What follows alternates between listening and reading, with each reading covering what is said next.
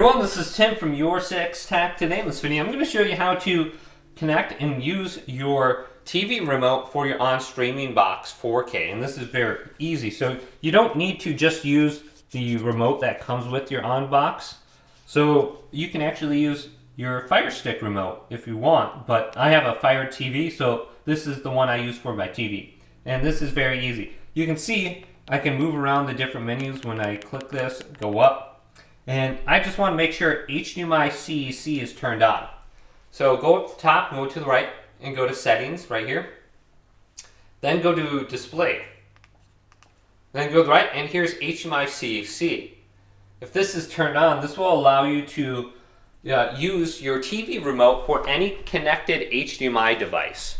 So maybe you got a PlayStation or an Xbox. If it has HDMI CEC, you should be able to just use your TV remote. So you might have this on by default, so just grab your TV remote right now and start using it and see if it works. So your TV may not support this, but for most TVs, you should be able to just pick up your remote and start using it.